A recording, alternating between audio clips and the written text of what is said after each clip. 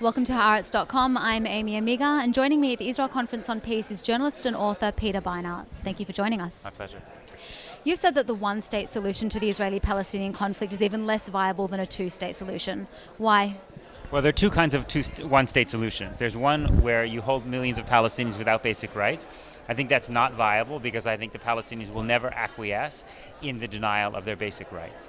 I think that the secular binational state one-state solution is also not very realistic because according to polls, it doesn't have very much support amongst either Israeli Jews or Palestinians, both who have a strong desire for national self-determination.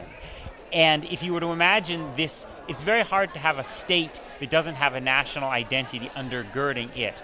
Very hard to imagine an identity emerging of Israelstein, let's say, that was stronger to people than their Jewish and Palestinian identity. Binationalism barely works in Belgium. I don't understand how you could have a joint Jewish-Palestinian army, let's say, that under conditions of extreme stress could hold together because the members of that army felt more loyal to this secular binational state than to their own communities. Do you think that the negative attitudes toward Israel among young liberal American Jews is getting in the way of their affiliation with the Jewish religion or the Jewish community? A little bit. It's not the biggest reason that they're not affiliated. The biggest reason they're not affiliated is they don't have any Jewish education. It's very difficult to feel connected to something that you know very little about.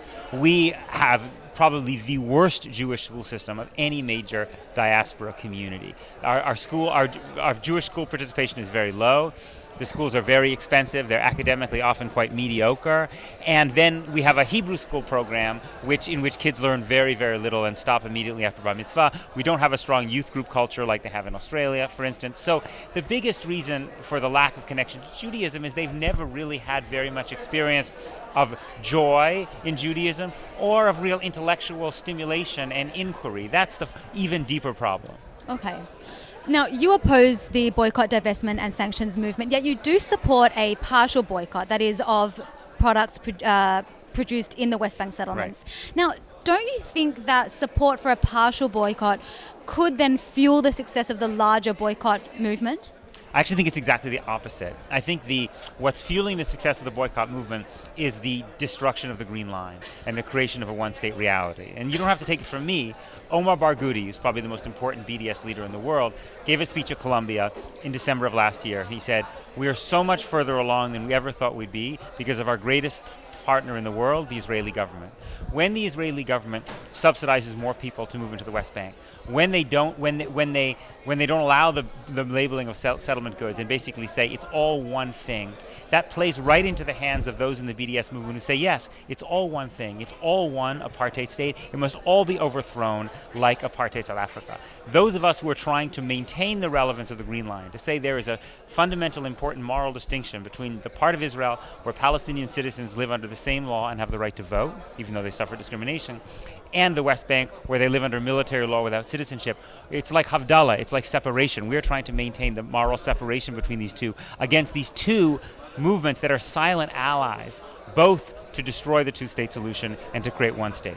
So basically you're saying that support of a partial boycott would actually be a counter-argument or an alternative to the larger boycott because movement. The biggest weakness that people who are against the BDS movement have, in the United States at least, is that we don't have alternatives. Mm-hmm. We say, the Palestinians say the status quo is immoral and unjust, which it is. And they say, this is our solution for changing it. And the people on the other side don't have an answer. They say, well, we'll wait for the next American president to create a peace process. There is going to be no peace process. Barack Obama has just said, till he's end of his prime ministership, his end of his presidency, and with Benjamin Netanyahu, that he's not going to do anything except under extreme duress. So we have to have alternatives for ways that you can move towards the creation of a Palestinian state which gives Palestinians real rights and dignity. And if we don't have a solution, then the BDS movement just grows. Okay, I've got one last question for you on that. Do you then support the European Union's move to label goods produced in West Bank settlements? Okay, Peter Beinart, thank you very much for joining us. Thank you.